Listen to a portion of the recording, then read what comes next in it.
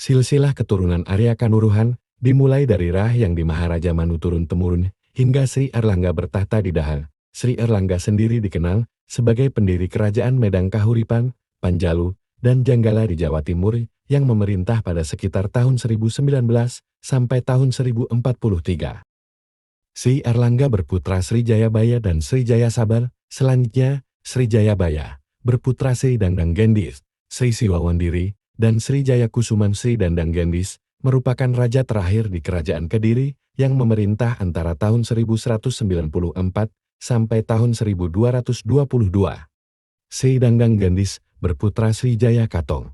Lalu, Sri Jayakatong berputra Sri Jayakata. Pada waktu Daha diserang oleh Tumapel maka Sri Jayakata ditawan dan dilarikan ke Tumapel. Sri Jayakata berputra 3 orang, yang tertua Arya Wayahan dalam Manyanan, putra yang kedua Arya Katanggaran, putra yang bungsu Arya Nudgahata.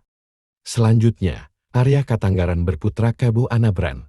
Kabu Anabrang adalah seorang senapati kerajaan Singasari yang diutus untuk menjalin persahabatan dengan kerajaan Malayapura dan dikenal sebagai ekspedisi Pamalayu. Kabu Anabrang kemudian juga dikenal dengan nama Arya Sabran. Selanjutnya, Arya Sabrang berputra Kibu Taruna kemudian bergelar Arya Singasardula. Lama-kelamaan Kibu Taruna diberi pula julukan Kanuruhan saat beliau diajak oleh Gajah Mada mengadakan penyerangan ke Bali. Dalam rangka melaksanakan Sumpah Palapa, beliau diberi nama Kanuruhan karena jabatan beliau sebagai sekretaris saat ekspedisi ke Bali. Lama-kelamaan beliau memakai gelar Sirarya Kanuruhan atau Arya Kanuruhan.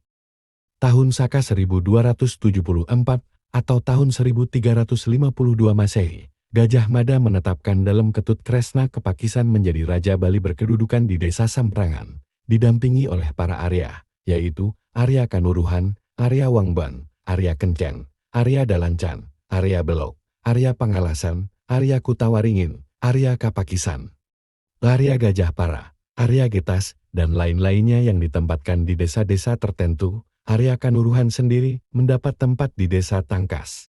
Dalem Ketut Kresna Kepakisan wafat pada tahun 1302 atau tahun 1330 Masehi, digantikan oleh putranya yang sulung, yang kemudian terkenal dengan sebutan Dalem Il. Arya Kanuruhan menjabat pangkat Panyarikan. Beliau seorang menteri terpercaya karena loyalitas pengabdiannya kepada raja dan negara. Arya Kanuruhan berputra 3 orang laki-laki yaitu Kiai Brangsinga, Kiai Tangkas, dan Kiai Pangkat itu juga mengabdikan diri dengan sepenuhnya pada negara seperti ayahnya. Kemudian Kiai Brangsinga menggantikan ayahnya menjabat Panyarikan. Dalem Il tidak mampu mengendalikan roda pemerintahan, maka satu Gusti Kubun tubuh. Kiai Brangsinga dan para Arya yang lain berusaha mencari Dalem Ketut. Baginda dijadikan raja berkedudukan di Gelgel.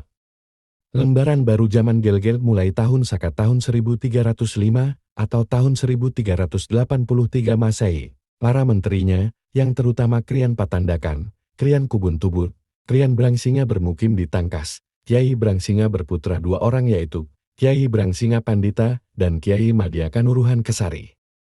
Dalem Ketut Semara Kepakisan wafat tahun Saka 1382 atau tahun 1460 Masehi lalu digantikan oleh putra Baginda yang bergelar Sri Waturenggong. Baginda seorang raja terbesar di masa kerajaan Gelgel. Krian Brangsinga Pandita berputra 3 orang yaitu Ki Gusti Singa Kanuruhan, Ki Gusti Madya Kanuruhan, Ki Gusti Abra Singasari. Pada masa pemerintahan Dalem Waturenggong, Kiai Brangsinga Pandita menjabat Panyarikan. Krian Tangkas putra Kanuruhan bermukim di Kretalangu. Sebagai penguasa menggantikan penguasa yang telah pergi, beliau berputra bernama Kiai Tangkas Diman. Kiai Pagatepan diutus meleraikan percekcokan putra-putra Arya Gajah Para di Tianyar, dan menetap di sana, lalu berputra 2 orang yaitu Kiai Pagatepan dan Kiai Madya Dukyan. Kiai Tangkas Diman akhirnya meninggal di tangan ayahnya sendiri, yaitu Kiai Tangkas, karena kebodohannya yang tidak bisa membaca. Pada suatu hari, Dalem Gelgel mengirim surat kepada Kiai Tangkas. Surat itu dibawa oleh seorang yang dinyatakan bersalah. Surat itu isinya si pembawa surat harus dihabisi jiwanya oleh Kiai Tangkas. Namun setibanya utusan itu di Kertalangu, Kiai Tangkas tidak ada di rumah.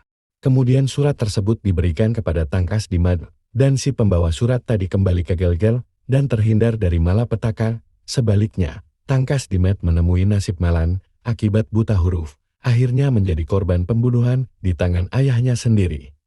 Sebab di dalam surat tersebut disebutkan siapa yang menyerahkan surat supaya dibunuh.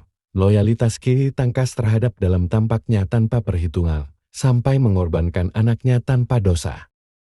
Karena putra Ki satu-satunya telah meninggal, kemudian dalam Gelgel menganugerahkan seorang istri baginda yang telah hamil, agar Ki Tangkas memperoleh keturunan. Setelah lahir putranya itu, diberi nama Pangeran Tangkas Kori Agung.